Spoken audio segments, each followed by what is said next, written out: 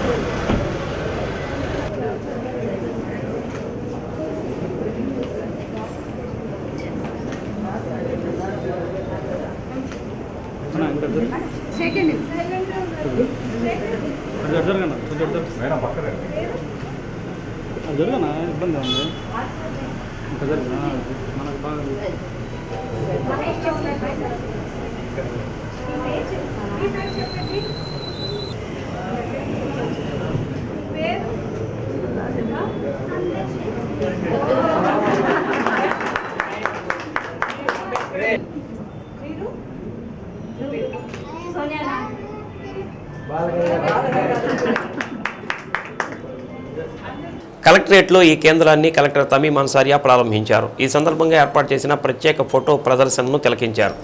బాలల వనరుల కేంద్రంలో చేసిన ఏర్పాట్లను పరిశీలించారు. కలెక్టర్ తమీ మన్సారియా మీడియాతో మాట్లాడుతూ జిల్లాలోని బాలల సమగ్ర అభివృద్ధి లక్ష్యంగా ఈ కేంద్రాన్ని ఏర్పాటు చేయడం జరిగిందని అన్నారు.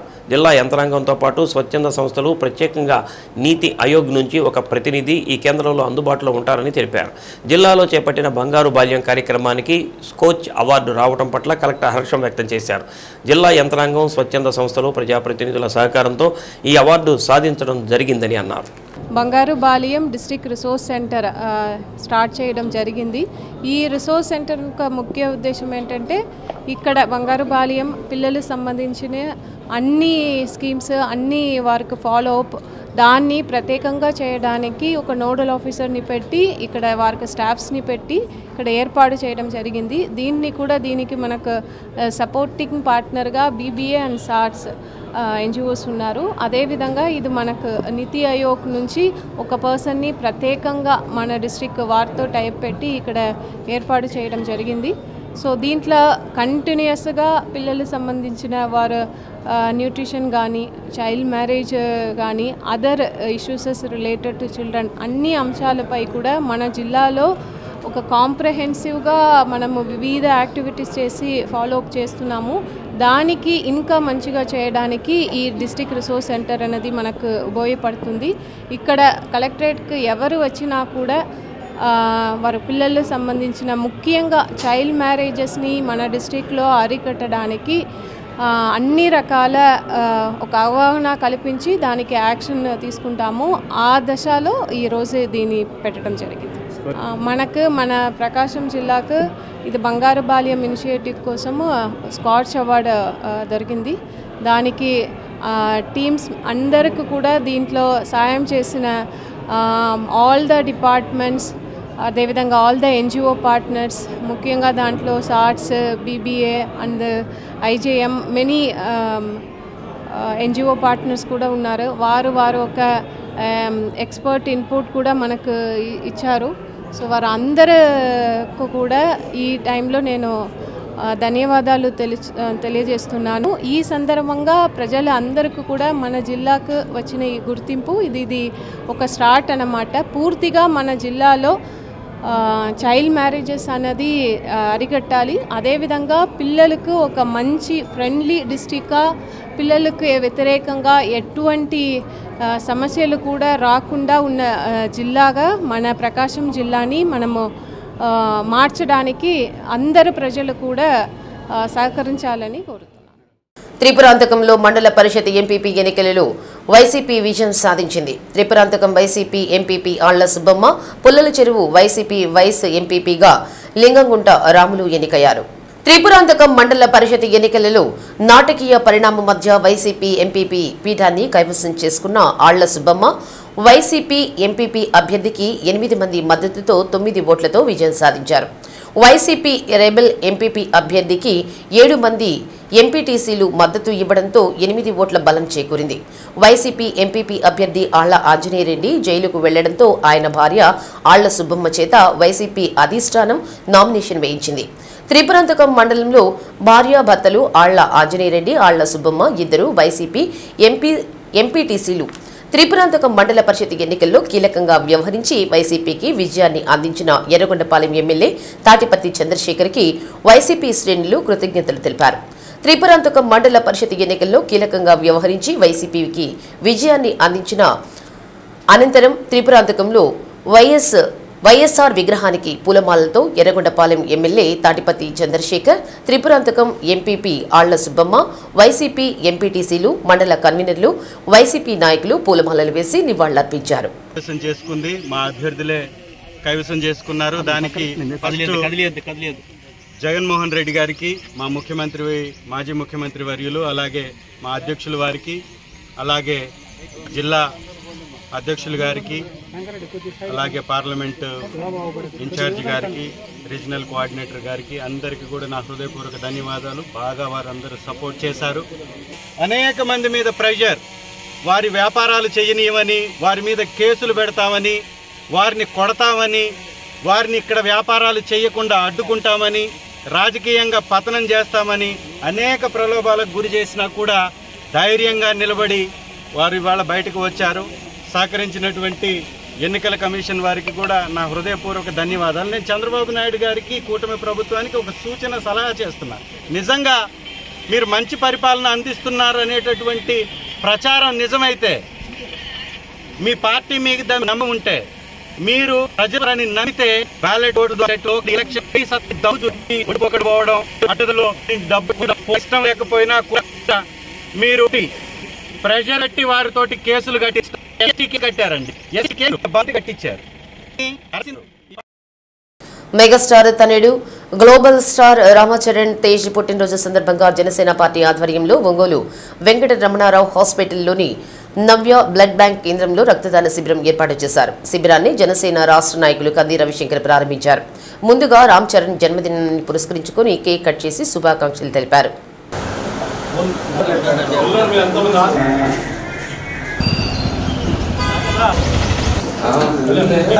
Happy birthday to Ram Charan గారు. Happy birthday. జై చిరంజీవి.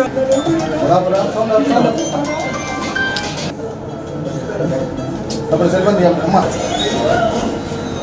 కళ్యాణ్ చేస్తుంటే ఎన్నకూడదా?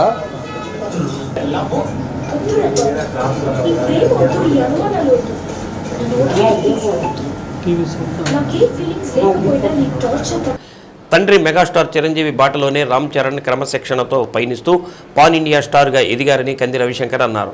కృషి పట్టుదలతో మరెన్నో చిత్రాలు తీసి విజయవంతంగా ప్రదర్శించాలని అన్నారు. తన భార్య ఉపాసనతో కలిసి మరెన్నో సేవా కార్యక్రమాలు చేస్తున్నారని, సమాజానికి ఉపయోగపడే మరెన్నో చిత్రాలు తీయాలని డిప్యూటీ సీఎం పవన్ కళ్యాణ్ సారథ్యంలో ప్రజాసేవలో ముందుండాలని పేర్కొన్నారు. కార్యక్రమంలో పార్టీ నాయకులు చనపతి రాంబాబు, కళ్యాణ్ ముత్యాల, పల్లా ప్రమీల, ఉషారాడి, మాదాసి సాయి, షేక్ ముంతాజ్, శంకర కళ్యాణి, తిరుమల శెట్టి వంశీ, సాయి, చెన్ను నరేష్ తదితరులు పాల్గొన్నారు. అందరూ కలిసి ఈరోజు ఈ కార్యక్రమాన్ని, ఈ పండుగని చేసుకుంటున్నాము. ప్రతి ఒక్క సేవా కార్యక్రమంలో పవన్ కళ్యాణ్ గారు, చిరంజీవి గారు ఎట్టున్నారో అదే రూపంలో అదే పద్ధతిలో రామ్ చరణ్ గారు కూడా వస్తున్నారు. రామ్ చరణ్ గారు దినదినంగా డెవలప్ అవుతున్నారు. ఎంతో గొప్ప ఆర్టిస్ట్గా ఈరోజు ప్రపంచంలోనే, పాన్ ఇండియాలోనే నెంబర్ 1గా తయారైపోయి మళ్ళీ ముందు అడుగులు పెడుతున్నారండి. వాళ్ళకన్నీ ఇప్పుడు మా ఆశీస్సులు ఉన్నాయి. మెయిన్ అందరికనే రాంబాబు గారు, కళ్యాణ్ గారు, నెక్స్ట్ వీర సైనికులు అండ్ వీర మహిళలు అందరూ అందరూ ప్రతి ఒక్కళ్ళు వచ్చారు. ప్రమీల వీళ్ళందరూ అండి. ఇలాంటి కార్యక్రమం అనేది ప్రతి ఒక్కళ్ళు చేస్తూ ఉంటేనే ఇలాంటి పుట్టినప్పుడు మనకి 10 మందికి మంచి జరిగింది. ఈ బ్లడ్ డొనేషన్ అనేది చాలా మంచి కార్యక్రమం అండి. బ్లడ్ అనేది ఏదన్నా ₹1 ఇస్తారు కానీ బ్లడ్ అనేది ఎవరు ఇవ్వరు. ఇలాంటి కార్యక్రమం చేస్తున్నందుకు ఈ టీం అందరికీ ఇంకొకసారి వాళ్ళందరికీ ధన్యవాదాలు చెబుతూ నేను ముగిస్తున్నాను. చిరంజీవి గారు బ్లడ్ క్యాంపు స్థాపించి 27 సంవత్సరాలు అయింది. దాన్ని ఈరోజు ఘనంగా బ్లడ్ క్యాంపులో కూడా హైదరాబాద్ బ్లడ్ క్యాంప్లో ఘనంగా వారోత్సవాలుగా జరుపుకుంటున్నారు. దానికి మేము అందరం కూడా ఇన్ని సంవత్సరాల నుంచి బ్లడ్ ఇచ్చినందుకు వారందరికీ కూడా నేను ధన్యవాదాలు తెలుపుకున్నాను. రాబోయే రోజుల్లో కూడా మా పవన్ కళ్యాణ్ గారు మరిన్ని సేవా కార్యక్రమాలు చేస్తూ అలాగే రామ్ చరణ్ గారు ముందుకు తీసుకెళ్తూ మమ్మల్ని అందరి సేవా కార్యక్రమం ఉండాలని కోరుకుంటూ సెలవు. ఈ కార్యక్రమానికి ముఖ్య అతిథిగా వచ్చిన రవిశంకర్ గ్రూప్ అధినేత అలానే ప్రకాశం జిల్లా జనసేన పార్టీ నాయకులు పార్టీలో చేరిన కాడి నుంచి జన సైనికులతో వీర మహిళలతో కానీ ఈ కార్యక్రమం వెన్నండి నడుస్తున్న రవిశంకర్ అన్న గారికి ఉదయపూర్వక ధన్యవాదాలు తెలియజేసుకున్నాం. మెగా అభిమానుల తరఫున ఇలాంటి క్లిష్ట సమయంలో రక్తదానం చేయటం మంచిదని మన అన్నయ్య మెగాస్టార్ చిరంజీవి గారు కూడా అదే పిలుపునిచ్చారు. దానిలో భాగంగా ప్రతి పుట్టినరోజు సందర్భంగా ఇలాంటి చిన్న చిన్న రక్తదాన శిబిరాలు ఏర్పాటు చేస్తాము. ఇలానే ఈరోజు కూడా అందరూ వచ్చి సాయంత్రం వరకు జరుగుతుంది. అందరూ రక్తదానం చేసి విజయవంతం చేయాల్సిందిగా కోరుతున్నాం. సేవా కార్యక్రమాల్లోనే కాదు, అటు చిత్రసీమలో అయినా సరే గ్లోబల్ స్టార్గా ఎదిగినటువంటి mega power star Ram Charan గారికి జనసేన వీర మహిళల తరపున జన్మదిన శుభాకాంక్షలు. ఎంఆర్పీఎస్ వ్యవస్థాపక అధ్యక్షులు మందకృష్ణ మాదిగ మనువాదుల చేతిలో కీలుబొమ్మగా వ్యవహరిస్తూ వర్గీకరణను ప్రోత్సహిస్తున్నారని, దీనిని మాలల ఉద్యోగులు తీవ్రంగా వ్యతిరేకిస్తున్నట్లు మాల ఉద్యోగుల సంఘం అధ్యక్షులు టి అశోక్ బాబు అన్నారు. నగరంలోని కలెక్టరేట్ వద్ద మాల ఉద్యోగుల సంఘం ఆధ్వర్యంలో ధర్నా నిర్వహించారు.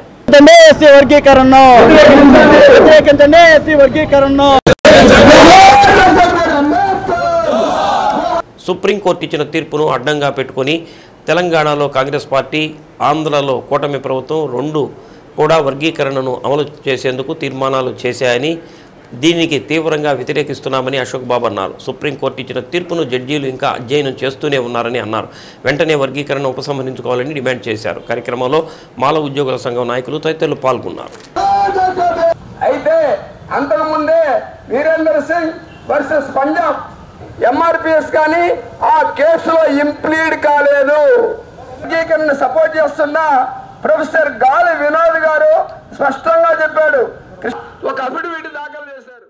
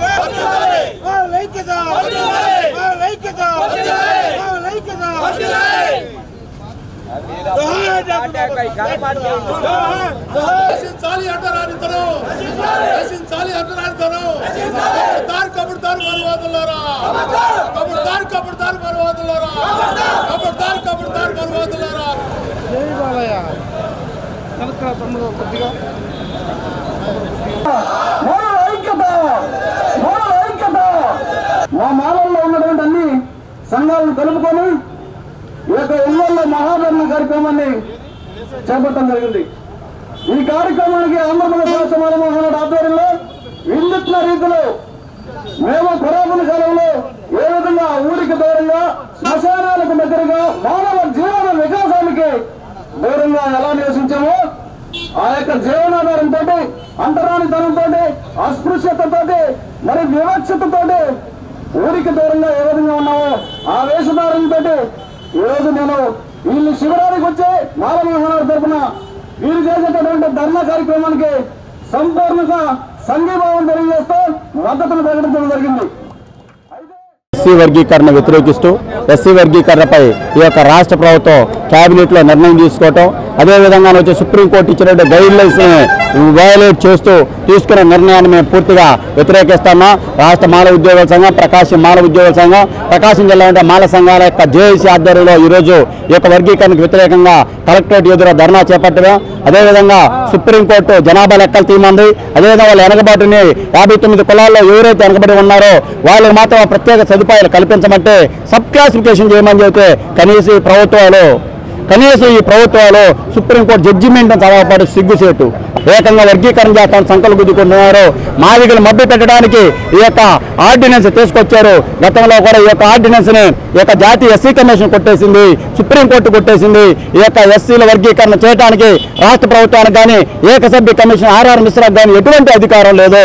కనుక ఈ యొక్క విషయాన్ని రాజ్యాంగాన్ని వ్యతిరేకంగా ఉంది కాబట్టి ఈ యొక్క రాష్ట్ర మాల ఉద్యోగుల సంఘం కానీ అదేవిధంగా మాల సంఘాల జేఏసీలు కానీ ఈ యొక్క హైకోర్టుకు పోతాయి. తప్పనిసరిగా వర్గీకరణ వ్యతిరేకిస్తున్నాం. మందకృష్ణ మాదిగను అడ్డం పెట్టుకొని దళితుల్లో ఐక్యత దెబ్బతీయడానికి, అదేవిధంగా వచ్చేసి భవిష్యత్తులో ఈ యొక్క రాజ్యాధికారం పోకుండా ఉండటానికి మందకృష్ణ మాదిగ బీజేపీకి, ఆర్ఎస్ఎస్కి, అదేవిధంగా మనవాది పార్టీలకి ఈ యొక్క దళితుల యొక్క ఉన్నటువంటి రిజర్వేషన్లు తీసేయడానికి ఉండటం సిగ్గుచేయడం చెప్పి సభాముఖంగా తెలియజేస్తా ఉన్నాం. స్వర్ణాంధ్ర సాధన లక్ష్యంగా 2 రోజుల పాటు ముఖ్యమంత్రి చంద్రబాబు నాయుడు అమరావతిలో అన్ని జిల్లాల కలెక్టర్లతో కాన్ఫరెన్స్ నిర్వహించినట్లు కలెక్టర్ తమీం అన్సారియా తెలిపారు. జిల్లాలోని అన్ని రంగాల్లో 15% అభివృద్ధి సాధించే లక్ష్యంతో పనిచేయాలని ముఖ్యమంత్రి దిశానిర్దేశం చేశారన్నారు.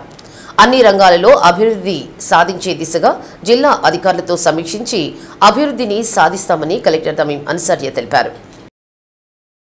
జిల్లాలోని అన్ని రంగాలలో 15% అభివృద్ధి సాధించే లక్ష్యంతో పనిచేయాలని ముఖ్యమంత్రి దిశానిర్దేశం చేశారని అన్నారు. అన్ని రంగాల్లో అభివృద్ధి సాధించే దిశగా జిల్లా అధికారులతో సమీక్షించి అభివృద్ధిని సాధిస్తామని కలెక్టర్ తమీం అన్సారియా అన్నారు. నిన్న జరిగిన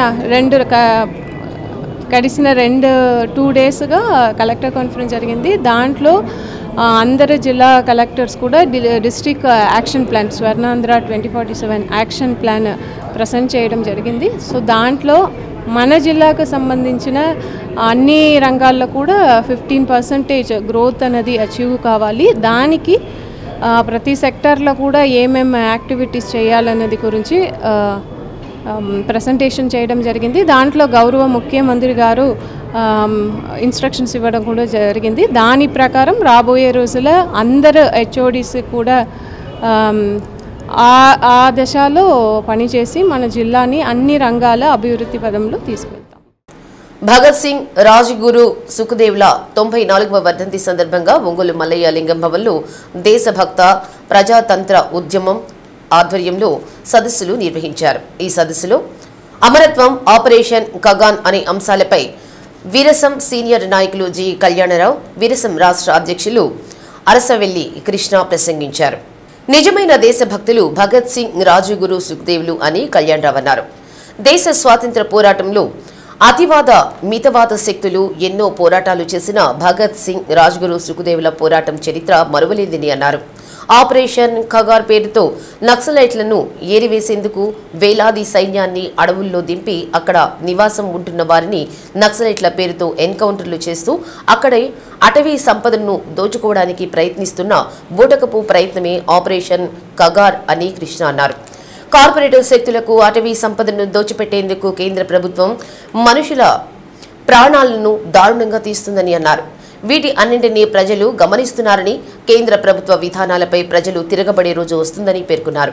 కార్యక్రమంలో పీడీఎం నాయకులు రామకృష్ణ, వై వెంకటేశ్వర్లు, ప్రజా కళామండలి గాయకులు కోటి తదితరులు పాల్గొన్నారు. ఆ జైల్లో చేసిన పోరాటాలు, జైలు మాన్యువల్ ఎంతో కొంత ఆ రోజున అమలు చేసుకోగలిగాము. ఆ పోరాటంలో అమరుడైనటువంటి జతిన్ దాస్ ఆ రోజున ఆయన శవాన్ని బెంగాల్ చేసుకుంటుంటే లక్షల మంది ప్రజలు వచ్చారు. అందువల్ల భగత్ సింగ్, రాజగురు సుఖదేవుని గురితీసిన తర్వాత శవాలు కూడా ఇవ్వాల. బ్రిటిష్ సామ్రాజ్యవాదానికి వ్యతిరేకంగా పోరాటం చేసినటువంటి వాడు భగత్ సింగ్, రాజగురు సుఖదేవులు. అందుకనే వాళ్ళ ముగ్గురిని ఉరితీయటం జరిగింది. వాళ్ళతో పాటు ఇంకొంతమందిని కూడా ఉరితీయటం జరిగింది. కానీ భగత్ సింగ్ ఆశయం మాత్రం, రాజగురు సుఖదేవ్ భగత్ సింగ్ల ఆశయం మాత్రం అది వాళ్ళ మరణంతో ఆగలేదు, అది ఇప్పటికీ కొనసాగుతూనే ఉంది. ఎందుకంటే వాళ్ళది అమరత్వం, వాళ్ళది భగత్ సింగ్, రాజగురు, సుఖదేవులది అమరత్వం. అమరత్వానికి కొనసాగింపు ఉంటుంది. ఆ ఆశయం కోసమే ఆయన ప్రాణాలు అర్పించాడు. ఆ ఆశయమే దోపిడీ వ్యవస్థని సమూలంగా నాశనం చేయాలంటే ఆశయం కోసమే ఈరోజు ఎంతోమంది విప్లవకారులు, వందలు వేల మంది విప్లవకారులు ప్రాణత్యాగం చేస్తూ ఉన్నారు. ఆ ప్రాణత్యాగం అమరత్వం. అది ఆ అమరత్వం ఎప్పుడు కూడా విజయాన్నే సాధిస్తుంది, విజయాన్నే సాధిస్తుంది. కాబట్టి విప్లవాన్ని ఎవరు ఆపలేరు, ఏ శక్తి ఆపలేరు. ఈ వ్యవస్థ సమూలంగా నాశనం అయిపోయి అంతవరకు, ఆ నాశనం అయిపోయే వరకు, ఈ దోపిడీ వ్యవస్థ నాశనం అయిపోయేంత వరకు విప్లవం కొనసాగుతూనే ఉంటుంది. విప్లవం వర్తిల్లాలని చెప్పి చెప్తూ నాలుగు.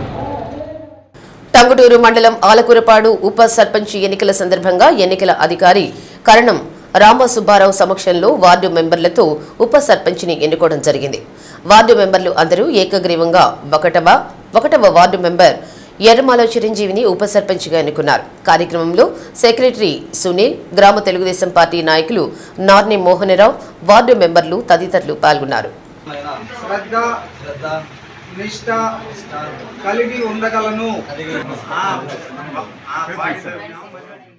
పంచాయతీలో ఉప సర్పంచి ఎన్నిక కారణంగా మేమందరం గ్రామస్తులు, వార్డు మెంబర్లు మేమందరం కలిసి ఇక్కడ సమావేశం పోయి ఉప సర్పంచ్ని ఎన్నిక చేసుకోవటానికి మేము ఇక్కడ ఉన్నాము. ఈ సమావేశానికి దిగ్విజయంగా జరిగింది.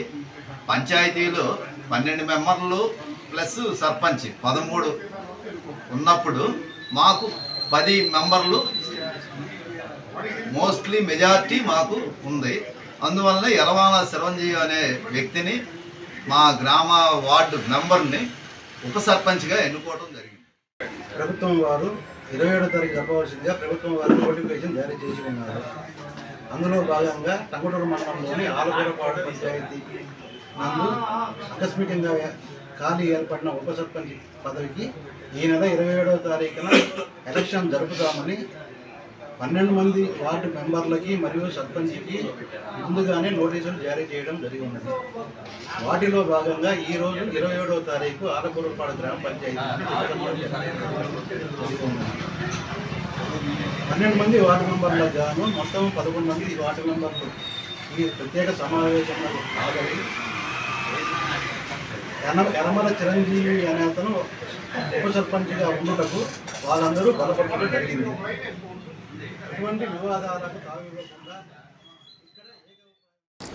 రాష్ట్ర ప్రభుత్వం ఎస్సీ వర్గీకరణ విషయంలో తీసుకున్న నిర్ణయాన్ని పూర్తిగా వెనక్కి తీసుకుని రద్దు చేయాలని జై జనం పార్టీ అధ్యక్షులు చప్పిడి రవిశంకర్ అన్నారు. కలెక్టరేట్ దగ్గరలోని అంబేద్కర్ విగ్రహం వద్ద జై జనం పార్టీ ఆధ్వర్యంలో వర్గీకరణను వ్యతిరేకిస్తూ నిరసన కార్యక్రమం చేపట్టారు. డాక్టర్ బిఆర్ అంబేద్కర్ వర్గీకరణకు వ్యతిరేకమని అందరూ కలిసి ఉండాలని ఆకాంక్షించారని రవిశంకర్ అన్నారు. కొన్ని పార్టీలు ఎస్సీలను విభజించి ఓటు బ్యాంకు కోసం లబ్ధి పొందేందుకు ప్రయత్నం చేస్తున్నారని, దీనిని తీవ్రంగా ఖండిస్తున్నామని అన్నారు. సుప్రీంకోర్టు ఇచ్చిన తీర్పు సమంజసం కాదని, రాష్ట్రంలో ఏకసభ్య కమిషన్ ఇచ్చిన తీర్పును కూడా పూర్తిగా వ్యతిరేకిస్తున్నామని అన్నారు. ఇప్పటికైనా రాష్ట్ర ప్రభుత్వం వర్గీకరణ విషయాన్ని పక్కన పెట్టాలని కోరారు. కార్యక్రమంలో దళిత బహుజన పార్టీ అధ్యక్షుడు ఎస్కే జిలానీ, జై జనం పార్టీ నాయకులు K Yesudasu, T Dhanaraju, K Sivarao తదితరులు పాల్గొన్నారు. మాలలపై కక్ష కట్టి ఎస్సీ వర్గీకరణ చేసి ఓట్ బ్యాంకింగ్ కోసం దళితులను చీల్చింది. ఈరోజు ఒంగోలులోని కలెక్టర్ ఆఫీస్ వద్ద అంబేద్కర్ బొమ్మ వద్ద మేము జై జనం పార్టీ ఆధ్వర్యంలో నిరసన తెలియజేస్తున్నాము. డాక్టర్ బాబాసాహెబ్ అంబేద్కర్ గారు కులాలన్నీ ఐక్యంగా ఉండాలని చెబితే ఈ మనువాద పార్టీలు దళితుల మీద చిచ్చుపెట్టి మాలలు ఉద్యోగాలు చేసే ప్రమోషన్ రావు, చదువుకునే విద్యార్థులకు మెడికల్ సీట్లు, ఇంజనీర్ సీట్లు రావు, అయితే మాలలకి చదువుకున్న బిడ్డలకి ఉద్యోగాలు రావు. ఈ ఎస్సీ వర్గీకరణ ఈ ఆంధ్రప్రదేశ్ రాష్ట్రంలో మాలలు ఎక్కువ జనాభా ఉన్నారు కాబట్టి రానున్న రోజుల్లో ఈ కూటమి ప్రభుత్వం ఈ ఎస్సీ వర్గీకరణ రద్దు చేయకపోతే రానున్న రోజుల్లో ఈ కూటమి ప్రభుత్వానికి మన ఓటు ద్వారా బుద్ధి చెప్పాలని చెప్పేసి మేము కోరుతున్నాము. జై భీమ్, జై జనం పార్టీ. అటు ఎన్డీఏ ప్రభుత్వం కానీ ఇటు కూటమి ప్రభుత్వాలు కానీ ఆంధ్రప్రదేశ్ రాష్ట్రంలో వాళ్ళ ఓటు బ్యాంక్ రాజకీయాల కోసం ఎన్నో సంవత్సరాలు కలిసి ఉన్న ఇలా మా మాలామాదిక సోదరులను విడగొట్టి వాళ్ళ ఓటు బ్యాంక్ అవకాశాల కోసం చేయడం ఇది చాలా దారుణం. దీన్ని మా దళిత భవన పార్టీ ఖండిస్తుంది. మిత్రులారా, ఇకనైనా ఈ ఎస్సీ వర్గం రద్దు చేయాలి. రద్దు చేయకపోతే మన ఎస్సీ సోదరులు ఎంత నష్టపోతారు. రానున్న రోజుల్లో ఉద్యోగాలన్న మిత్రులారా ఒకసారి గ్రహించండి. నేను అప్పుడే కృష్ణాన్ని అడుగుతున్నా అన్న, అప్పుడు జనాభా ప్రాతిపదికన 10% ఉంది, ఇప్పుడు నువ్వు 20% అడుగు, 20% అడుగు, అందరూ కలిసి పోరాడదాం. అప్పుడు మన ఎస్సీ సోదరులకు న్యాయం జరిగింది. కానీ ఇలా వచ్చిస్తే చాలా రానున్న కార్యంలో పిల్లలు చదువుకున్న పిల్లలు ఉద్యోగాలు ఉండవు. ఇది చాలా దారుణం. దీన్ని మా దళిత భవన పార్టీ ఖండిస్తుంది. వెంటనే ఎస్సీ వర్గం రద్దు చేశారు, మేము పోరాడతామని సమాపంగా తెలియజేస్తూ జై భీమ్, జై అంబేద్కర్. ఎంత ప్రయాసపడ్డాడు, ఎంత మనకి దారి చూపించాడు. ఆయనను మనము చీలికలు చేయడానికి ప్రయత్నం చేస్తున్నాం. మనందరము ఐక్యతగా ఉండాలని ఆయన మన కోసము ప్రయాసపడ్డాడు. ఆయన ఒక చూపించాడు, ఆ గ్రంథాన్ని చూశాడు, చదివితే తెలుసుది. ఆయన విగ్రహాన్ని పెట్టడానికి గల కారణము మరి బీసీ కుల గణన జరిపి తమకు రావాల్సిన వాటాను కేటాయించాలని బీసీ సమన్వయ కమిటీ రాష్ట్ర కన్వీనర్ రమణ అన్నారు. నగరంలోని బీసీ సంఘ భవనంలో బీసీ కుల గణన సాధికారిత సమన్వయ కమిటీ సమావేశం నిర్వహించారు. 52% ఉన్న బీసీలు అన్ని రంగాల్లో వెనుకబడి ఉన్నారని, అభివృద్ధి సాధించేందుకు అందరూ కలిసికట్టుగా ముందుకు రావాలని పిలుపునిచ్చారు. బీసీ కులగణన కోసం ఏప్రిల్ 11న ఒంగోలులో ధర్నా నిర్వహిస్తున్నామని, దానికి బీసీ కులాల సభ్యులందరూ హాజరు కావాలని తెలిపారు. సమావేశంలో ప్రకాశం జిల్లా బీసీ సవరణ కమిటీ చైర్మన్ బొట్ల సుబ్బారావు, రాష్ట్ర నాయకులు ధరణికోటి లక్ష్మీనారాయణ, సిహెచ్ సుధాకర్, మస్తాన్ రావు, శివప్రసాద్ తదితరులు పాల్గొన్నారు.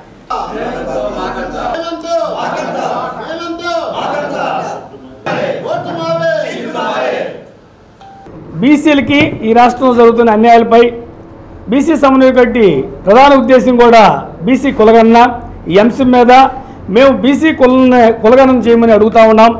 ఈ బీసీ కులగణన అనేది జరిగితే ప్రజలకి, మిగతా సామాజిక వర్గాలకి మన జనాభా ఎంత, మన దామాషా ప్రకారం రాజ్యాధికారంలో కానీ ఆర్థికంగా కానీ అన్ని విషయాల్లో కూడా వాటా అడిగేదానికి ఒక గొంతు అనేది పెళ్ళుబుగుతుందనేది మా ఉద్దేశం. ముఖ్యంగా గతంలో మనం స్వాతంత్రం వచ్చిన సంబరాలు చేసుకుంటూ ఉంటే అప్పటి నుంచి సుమారు 1947 నుంచి ఇప్పటికీ బీసీలంతా కూడా మళ్ళీ మరో ఉద్యమానికి నాంది పలకాలి, పోరాటానికి సిద్ధం అవ్వాలని కోరుకుంటా ఉన్నాం. ఎంత మురిగ్గా పారిశుద్ధ్యం కానీ అన్ని పరిపాలన అనేది కంప్లీట్ గాలికి వదిలేస్తారు. అక్కడ ప్రజలను పట్టించుకోరు, ఉపాధి అవకాశాలు కల్పించరు. ఇది ఒకటి. మరలా ప్రభుత్వ ఉద్యోగాలు, ఒక పక్క ప్రభుత్వ ఉద్యోగాలు క్రమేణా తగ్గించుకుంటా ప్రభుత్వ ఉద్యోగాలు అవకాశం లేకుండా చేయడం ఒక ఎత్తు అయితే, ప్రైవేట్ సంస్థలు ఏవైతే వ్యాపార సంస్థలు ఏవైతే పెడతాయో ఆ సంస్థల్లో ఆ సామాజిక వర్గానికి సంబంధించిన వ్యక్తులే ఉద్యోగులు ఉంటారు. అంటే ఆర్థికంగా వాళ్ళే బలపడతారు. అది ప్రింట్ మీడియా అయినా లేదు, ఏ వ్యవస్థ అయినా, ఏ వ్యవస్థని తీసుకోండి, ఏ సామాజిక వర్గ వ్యక్తి అది స్థాపిస్తాడో ఆ దాంట్లో అదే సామాజిక వర్గాలు అధికంగా ఉద్యోగాలు చేస్తారు. మరి దాంట్లో రిజర్వేషన్ ఉందా? చైతన్యం అవుతుంది మా బీసీ జాతి. బీసీలు అందరం కూడా ఏకం అవుతాం, ఈ ప్రభుత్వాలను ప్రశ్నిస్తాం. ప్రభుత్వ నాయకులు కూడా తెలుసుకోండి, ఒక్కసారి ఒక బీసీ కానీ ఒక ఎస్సీ ఎస్టీ కానీ ఈ రాష్ట్రంలో ముఖ్యమంత్రిగా వస్తే మీకు 10 తరాల్లో కూడా పేట ఎక్కేదానికి అవకాశం ఉండదు. ఆనాడు బీసీలు చేసిన కుండ అందరికి ఉపయోగపడింది, బీసీలు తగినట్టు బావి అందరికి ఉపయోగపడింది, బీసీలు నేసిన బట్ట అందరికి ఉపయోగపడింది. బీసీలు ప్రతి ఒక్కరు కూడా ఈ సమాజంలో అన్ని రంగాలలో ముందుకు తీసుకునేటువంటి వ్యక్తుల్లో తర్వాత రాబోయే రోజుల్లో రాజకీయ పరిణామాలు విపరీతంగా మారిపోయే తరుణం ఆసనమైంది. ఇంకా రాబోయేది బీసీల రాజ్యం, బీసీల సామ్రాజ్యం. మన సామాన్యులు చేతపడతారు. రాజ్యాధికారానికి ముందున్నటువంటి కార్యక్రమాలు మేము చేయబోతున్నాము. ఈ ఒంగోలు జిల్లాలో 11వ తారీఖున వేలాది మందిగా ఈ కార్యక్రమంలో ఇన్వాల్వ్ అయ్యి కమిటీల రూపంలో మహిళా కమిటీలు, విద్యార్థి కమిటీలు, అన్ని కమిటీలు కూడా వేసి ఒక మూవ్మెంట్ని తీసుకొచ్చి ఒక బ్రహ్మాండమైనటువంటి విధానాన్ని రేపు 11వ తారీఖు ఇక్కడ చేస్తామని తెలియజేసుకుంటూ, రాష్ట్రంలో బీసీ కులగణన తీసింది గత ప్రభుత్వం. అఫీషియల్గా డేటా బయటకు వచ్చింది. బీసీలు 51% ఉన్నారు. ఇక మీరు మోసం చేస్తానికి లేదు. కాబట్టి బీసీలు మేము 51 మంది అని చెప్పేసి కలెక్టర్ల ద్వారాగా, సచివాలయాల ద్వారాగా ఈ రోజున ఈ డేటా బయటకు వచ్చింది. కాబట్టి చంద్రబాబు నాయుడు కానీ, పవన్ కళ్యాణ్ కానీ, ఈ కూటమి ప్రభుత్వం మరి 34% ఇస్తాం, 24% ఇస్తాం, ఇప్పటికే మీరు తెలుగుదేశం పార్టీ చంద్రబాబు నాయుడు 2004లో కేంద్ర ప్రభుత్వానికి ఒక లేఖ రాశాడు 34% బీసీలకు ఇస్తానని. మరి 2014లో మరొకసారి లేఖ రాశాడు.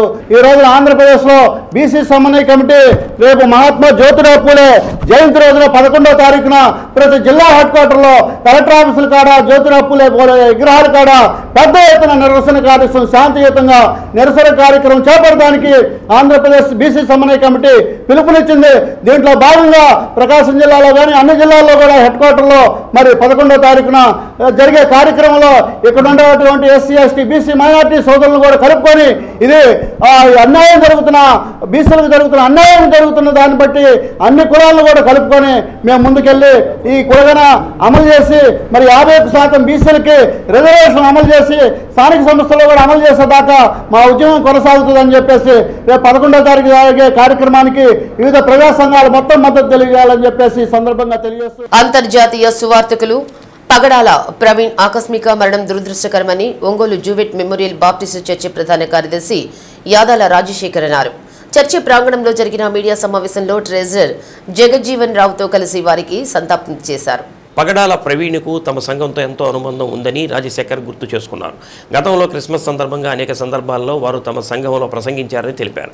వారి మరణంపై అనేక అనుమానాలు ఉన్నందున నిష్పక్షపాతంగా విచారణ జరిపి న్యాయం చేయాలని కోరారు. భవిష్యత్తులో ఇటువంటి సంఘటనలు పునరావృతం కాకుండా మతాల మధ్య ఘర్షణలు తలెత్తకుండా ప్రభుత్వాలు ముందస్తు చర్యలు తీసుకోవాలని కోరారు. సమావేశంలో కమిటీ సభ్యులు హెరాల్డ్ మోజెస్ తదితరులు పాల్గొన్నారు. పాస్టర్ ప్రవీణ్ కుమార్ గారి మరణం మా సంఘానికి తీవ్రమైనటువంటి దిగ్భ్రాంతి. మా సంఘానికి ఉన్నటువంటి సత్సంబంధాన్ని బట్టి గతంలో ప్రవీణ్ కుమార్ గారు సంఘాలయంలో వాచ్ నైట్ సర్వీసుల గురించి వాక్య పరిచయం చేయడం జరిగింది. 2 తెలుగు రాష్ట్రాలే కాకుండా విదేశాల్లో కూడా ఒక ఉన్నతమైన సంస్కరణ కలిగి అత్యధికమైన విద్యను అభ్యసించి బోధకుడుగా సంచలనమైనటువంటి ప్రకటనలు చేస్తూ అనేక రకాల సందర్భాల్లో క్రైస్తవ మతం యొక్క అభివృద్ధిలో పాల్గొని ఉన్నత స్థాయిలో నిలిచిన వ్యక్తిగా ప్రవీణ్ కుమార్ గారిని గుర్తించవచ్చు. 25న జరిగినటువంటి ఆ ఇన్సిడెంట్ మరి ఎందుకు అలా జరిగిందని మేము చెప్పలేం. ఎందుకంటే రకరకాల రూమర్స్ వస్తున్నాయి కనుక మేము ఒక్కటే కోరుకుంటున్నాం ప్రభుత్వాన్ని. పాస్టర్ ప్రవీణ్ కుమార్ గారి యొక్క మరణం వాస్తవికమైనటువంటి దృక్పథంతో పరిశీలన చేసి ఒకవేళ యాక్సిడెంట్ అయితే చేయగలిగేది ఏమి ఉండదు. అదే యాక్సిడెంట్ కాకుండా వేరే రూపంలో కానీ ఉన్నట్లయితే క్రైస్తవ ప్రజా సంఘాలలో అనేకమైన అలజడులు ఉన్నాయి కనుక వాటిని నివృత్తి చేసుకొని వాటిని సద్దుమణుచుకోవాలంటే ప్రభుత్వం చిత్తశుద్ధితో ఆ కార్యం మీద లేకపోతే ఆ మరణం మీద విచారణ చేపట్టి వాస్తవిక పరిస్థితులను ప్రజలకు అందించినట్లయితే అది ఏదైనా సరే ప్రభుత్వం చిత్తశుద్ధితోటి ఇన్వెస్టిగేషన్ చేసి ప్రజలకు ఆ వార్తను అందించాలి. అప్పుడే ప్రజలు శాంతిస్తారని నా ఉద్దేశం.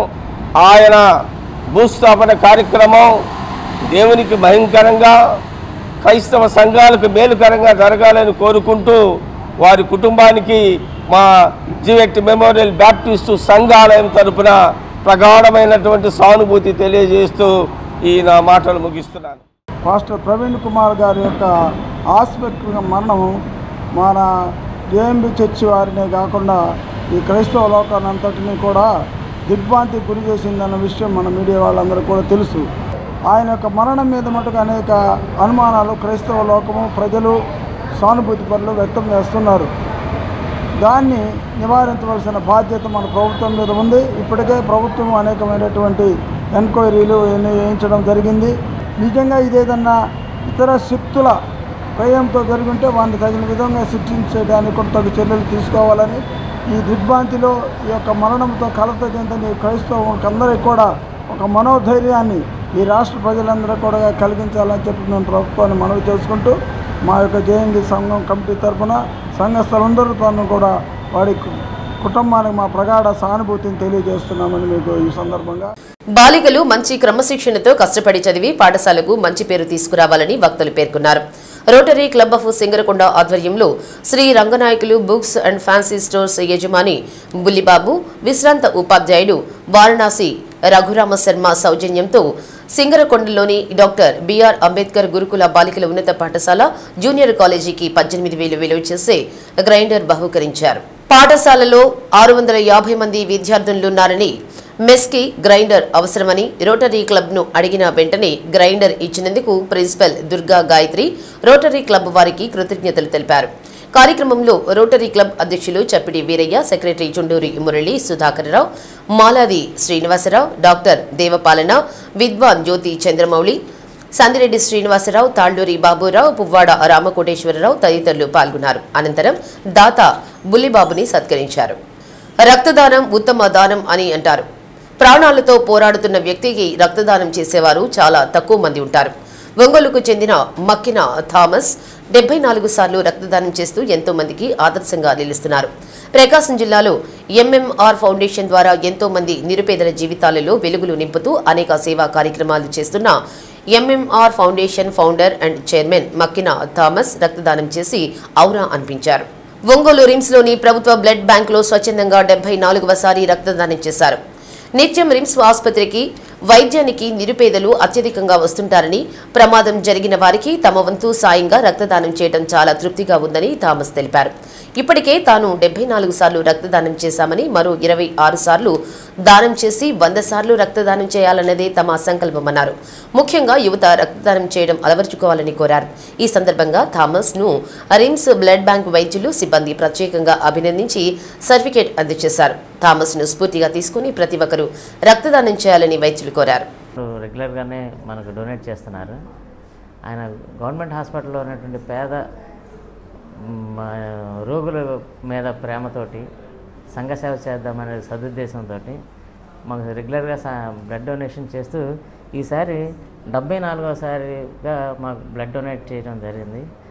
కాంపరెన్స్కి అయితే 3 నెలల టైం బార్ అనేది లేదండి. వారంలో 2 సార్లు కూడా ఇవ్వచ్చు. ప్లేట్లెట్స్ అయితే వారంలో 2 సార్లు కూడా ఇవ్వచ్చు. అట్లాగా కొంతమంది అవసరాన్ని బట్టి, అందుబాటులో ఉన్నటువంటి పరిస్థితులను బట్టి ఎక్కువసార్లు డొనేట్ చేస్తారు సార్. ఆ విధంగా 206 సార్లు వరకు కాంపరెన్స్ అయితేనేమి, హోల్ బ్లడ్ అయితేనేమి ఇవ్వడానికి అవకాశం ఉంటుందండి. ఈరోజు నేను గవర్నమెంట్ జీజీహెచ్ హాస్పిటల్లో 74వ బ్లడ్ డొనేట్ చేయడం జరిగింది. మెయిన్ ఇక్కడ అందరూ అడుగుతున్నారు, మీరు ఇన్నిసార్లు బ్లడ్ ఇస్తున్నారు ఏంటి దీని కారణం? Humanity sir. ప్రపంచంలో ప్రతిదానికి ఆల్టర్నేట్ ఉన్నది. ఒక రక్తానికి వచ్చేసి మటుకు ఒక మనిషి దగ్గర నుంచి ఎదుటి మనిషి దగ్గరికి వెళ్తేనే తప్పితే ఆ మనిషి ప్రాణాలు బ్రతకవు, ఏదైనా ఇబ్బంది అయితే బ్లడ్ కరోనా విషయాలు. అందుకోసం అని చెప్పి ఈ మార్గంలో నేను ఎంచుకొని రెగ్యులర్గా ఎవ్రీ 3 మంత్స్కి నేను బ్లడ్ డొనేషన్ చేస్తూ ఉన్నాను. దీనికి కూడా ఏంటంటే నాకు బ్లడ్ డొనేషన్ చేసినప్పుడల్లా ఈ గవర్నమెంట్ హాస్పిటల్ వాళ్ళు నన్ను బాగా ప్రోత్సహిస్తూ ఇక్కడ ఒక అప్రిషియేషన్ సర్టిఫికేట్ కూడా ఇస్తూ వీళ్ళందరూ నన్ను ప్రోత్సహిస్తున్నారు. నేను ఇక నుంచి జీవితంలో ఎప్పుడు బ్లడ్ ఇచ్చినా కానీ జీజీహెచ్ ఎందుకు అంటే ఈ జీజీహెచ్కి వచ్చేది అందరూ పేదవాళ్ళు. ఇక్కడ చేయటం అనేది మన బాధ్యతని నేను దాన్ని గుర్తెరిగి ఈ బ్లడ్ ఇవ్వటం జరుగుతుంది. నా గోల్ 100 times రీచ్ అవ్వాలని సార్. ఎవ్రీ 3 మంత్స్కి ఇస్తూనే ఉంటాను. దాంట్లో మటుకు ఎటువంటి డౌట్ లేదు. నా గోల్ రీచ్ అయ్యేంత వరకు ఏదో ఇది లేదు. నా ఆరోగ్యాన్ని జాగ్రత్తగా కాపాడుకుంటూ నేను 100 times రీచ్ అవ్వాలని ఆ యొక్క ఆలోచనతో నేను ముందుకెళ్తున్నాను. ఈ యొక్క బ్లడ్ డొనేషన్ విషయంలో యువతే ముందుకు రావాలి సార్. ఎందుకంటే వాళ్ళు ఎక్కువగా ముందుకు వస్తే తప్పితే ఇటువంటిది, ఎందుకంటే ఈ అవేర్నెస్ కూడా ఇంకా ఎక్కువ కావాలి. ఇప్పటికి ఒక 50% అవేర్నెస్ ఉన్నది. ఈ యువత కూడా ఎందుకంటే సార్, యువతకు కూడా నేను ఒక సలహా ఏంటంటే, ఇప్పుడున్న పిల్లలు చెడు వ్యసనాలకు బానిసలు అవుతున్నారు. సిగరెట్స్ తాగటము, డ్రగ్స్, వాటికి బానిసలు కాకుండా ఇటువంటి బ్లడ్ డొనేషన్ కార్యక్రమాల్లో కానీ ఉంటే మీ ఆరోగ్యాన్ని మీరు కాపాడుకుంటారు.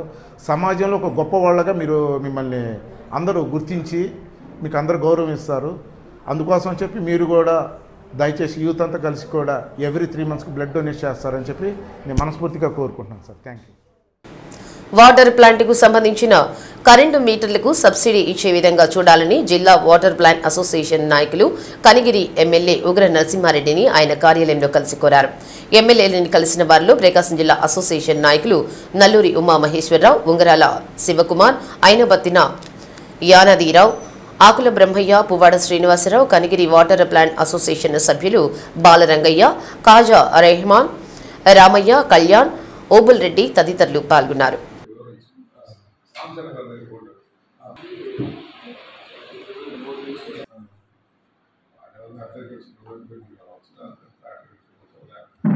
సార్ లోపల అందరికీ ఒకసారి రిప్రజెంటేషన్ కలిసి ఈ విధంగా మాకు సమస్య ఉందని చెప్పండి.